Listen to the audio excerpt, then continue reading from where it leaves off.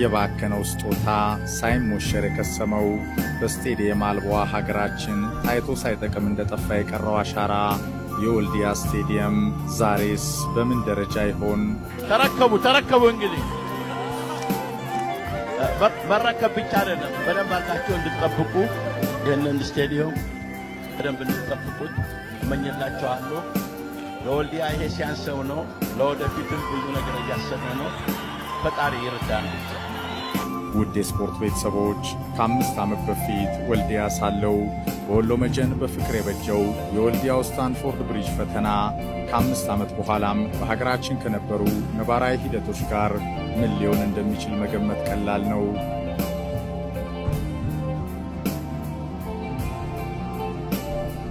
ይህ ወልዲያ የራስ አሊ ሀገር የጣፈንታ ነገር ሆኖባት ያኔም ታላቁ ስጦታ ቀርቦላት ያልተጠቀመችው ዛሬም በባሰ ውድመት እንደ ቅርስ አቁማ ያስቀረችው ታላቁ የስፖርታችን ባክኖ የቀረው የሚያስቆጨው ሀብታችን ነው።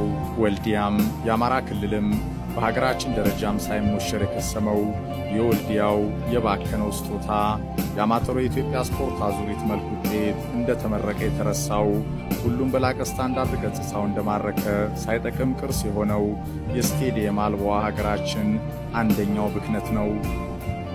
የጣፈንታ ነገር ከዓላማውን መስመር ስቶ የተቋቋመበት ዓላማን ዘንግቶም ነፃ አውጪውን እንደናፈቀ ነፃ ሳይወጣ የቀጠለው ሳይሞሸር የከሰመው የባከነው ስጦታ የሼህ መሐመድ አላሙዲ የወልዲያ ስቴዲየም። ወልዲያ በሀገራችን የትም ቢዞሩ የማያገኙትን የተሟላ ኢንተርናሽናል ስቴዲየም ያለ ወጪ ተቀብላ መጠቀም አይደለም ለማስተዳደር ተቸግራ የከተማው የዞኑ አስተዳደርም ብዙ የተለፋበት ስቴዲየምን ቆሞ ከማየት የዘለለ አቅም ያኔም አልነበረውም።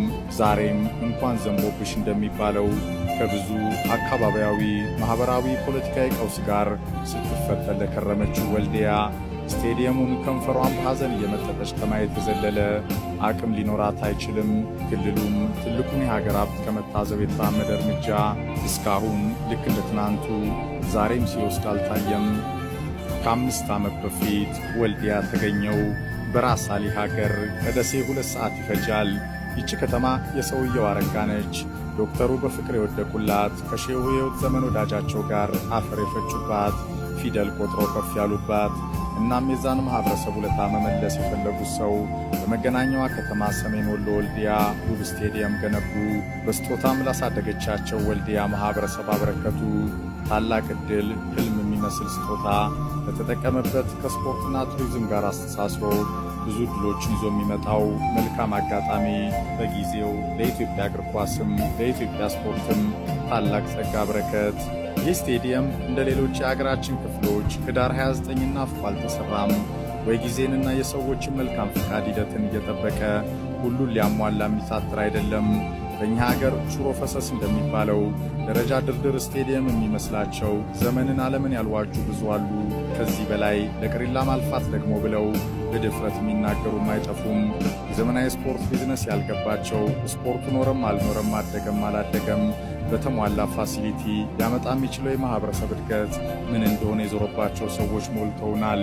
ይህ አመለካከት የኢትዮጵያ ብሔራዊ ቡድንን ከህዝብ ዓይንም ልብም ከውጤትም አርቆት ዋልያው በፌዴሬሽን ከፍተኛ የፋይናንስ ወጪ ኪሳራ እየዞረ ለተጋጣሚዎቹ የሽንፈት ውጤትን የሚያከፋፍል እንደሆነ አለ። ዓለማችን ላይ ቀዳሚው የቢዝነስ መስክ ከሆነው የስፖርቱ ኢንዱስትሪ ልዩ ዕድል ጋር ሆድና ጀርባ ሆነን በዘመን ቀለም የቀጠለው ጉዞአችን